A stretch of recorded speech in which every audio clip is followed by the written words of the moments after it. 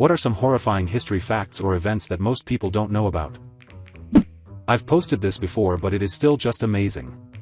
Francisco Ngema inviting political opponents to a large stadium either on Christmas or Christmas Eve, then played "Those Were the Days" over a PA and people dressed as Santa shot the spectators in the crowd with machine guns. Taiwan's 228 massacre, as well as the following White Terror, where an entire generation of intellectuals were wrongfully imprisoned or executed. Taiwan had the second longest period of martial law, lasting 38 years, and only recently was it not taboo to speak about the events that transpired. Rosemary Kennedy's failed lobotomy, which made her mental capacity diminish to that of a 2-year-old, and left her without the ability to walk or speak coherently. What is even the goal of a lobotomy anyways? In the lobotomy Haiti, it was used to cure pretty much anything that seemed even vaguely wrong. I read an account from a doctor who performed a lobotomy on a young boy who did things such as stare into space and then claim to be thinking of nothing, or claim he wasn't tired but then sleep soundly, or turn on the lights when there is broad daylight outside. Basically, they gave a lobotomy to a child who was acting like a child. Engineers advised NASA to postpone the launch of the Space Shuttle Challenger, due to concerns about the O-rings in the solid rocket boosters at low temperatures. They were overruled, largely because the next launch window wasn't on a school day, and having students watch the first teacher launch to space was big PR goal. As everyone knows, that launch failed because an O-ring in one of the SRBs failed. McAuliffe's launch wasn't the only problem. There was a general culture of, we won't figure out solutions to problems until they actually happen, there.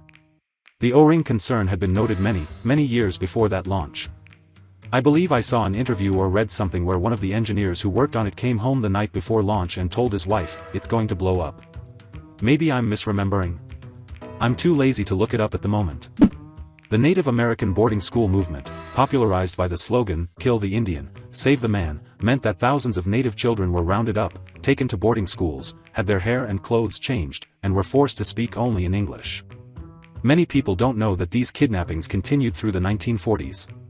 My grandmother and her sisters were picked up on the school wagon in 1939 when they playing outside, while their mom was gone. For weeks, she didn't know what happened to them or where they had gone. They had been taken to a boarding school. When one of my grandmother's sisters was caught speaking Cherokee at the boarding school, she was locked in the dark basement, where they stored a skeleton used for anatomy lessons, overnight. She's still terrified of the dark almost 80 years later. It continued into the 60s in Canada. Edit. Multiple replies have pointed out that, even in the US, this continued into the 90s. Also to the 70s in Australia. The 90s actually. It's insane to imagine, but the last Canadian residential school closed in the early 90s. Edit. It was 1996 in Saskatchewan. Rwandan genocide, it lasted 4 months. 4 fucking months and 1,000,000 plus people died. Most died from being hacked to death by machetes. Edit spelling.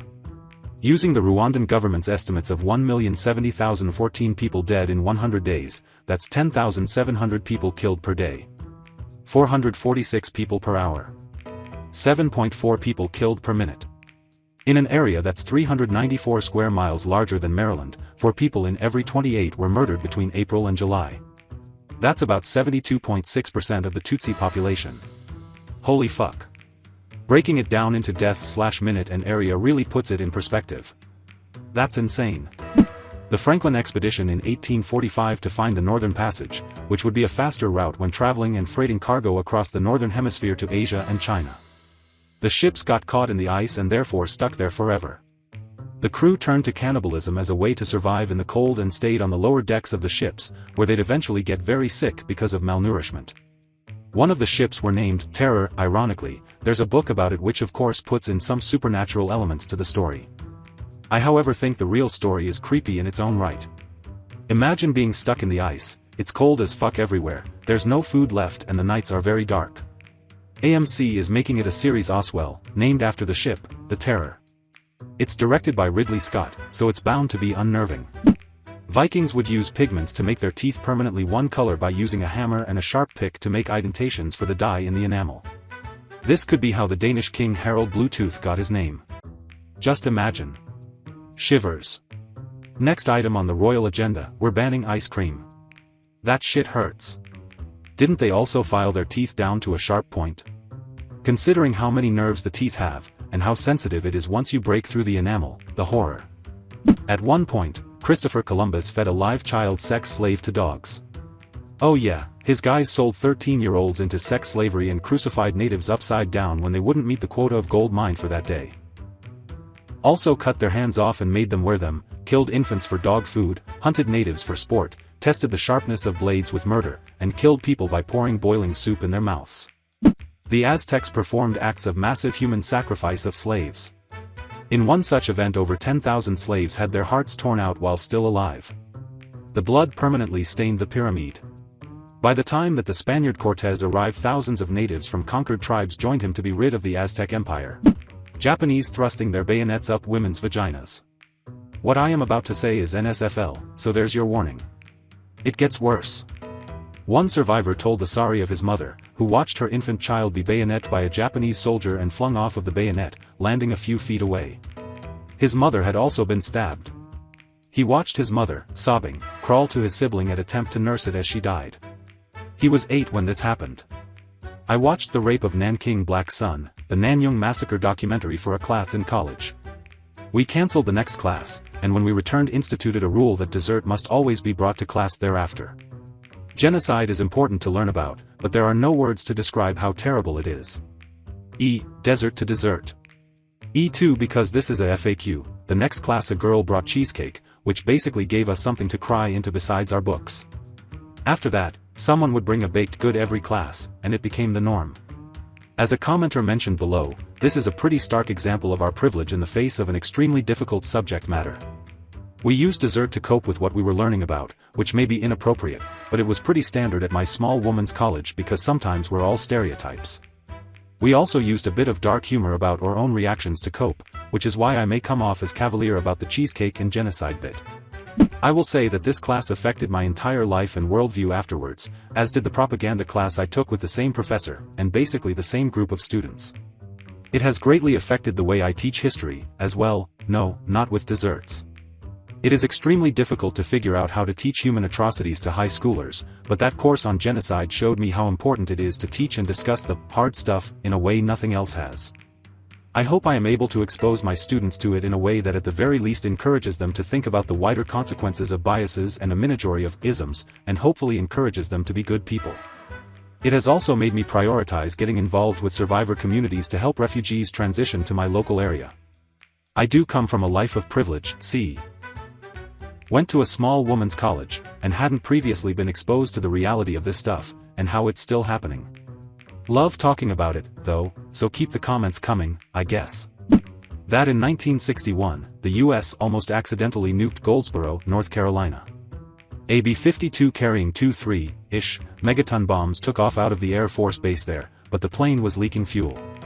The pilot ordered everybody to eject and the plane broke apart before impact. The bombs required 4 separate arming switches to be activated to actually detonate it, so the pilot was more worried about his crew.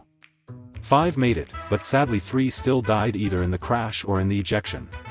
The bombs both hit the ground with only very minor damage and, obviously, did not detonate. However, upon recovery somehow one bomb had 3 of its 4 arming mechanisms activated. One simple, low-voltage switch was all that kept a bomb roughly 250 times stronger than the one dropped on Hiroshima from going off in North Carolina. Edit, spelling. Edit 2, more spelling/removing inadvertent slander of Decepticon leadership. That thousands of British children were sent to Canada, Rhodesia, Australia and New Zealand as part of the Child Migrant Scheme. The Child Migrants Trust was set up in 1987 to help families reunite. In the 1940s to 1970s, most of these children still had parents and had been placed in British orphanages due to the crippling poverty after WW2 or were removed from parents who were deemed unable to cope, single/unwed mothers being a favorite excuse for removal. The children who were sent to these countries were often lied to: your parents are dead, your parents don't love you, your parents signed the release papers, when actually, parents often didn't know what happened to their children and release papers were forged. Learning disabled, mentally ill, physically disabled and ethnic minority children were not included, as many places like Australia wanted good white breeding stock. The abuse these children suffered when they arrived in these promised lands was horrendous. The Catholic Church, Church of England, Barnardos, Fairbridge Society, and many other children's charities and Christian denominations were complicit in sending children abroad. The children were promised new lives and foster families. What they got was violence, abuse and years of hard labor at the hands of those supposedly meant to care for them. My father was a child migrant from England. He suffered physical, psychological and sexual abuse and torture from the time he arrived at 8 to the time he left at 18. At 74 he is still dealing with the damage today.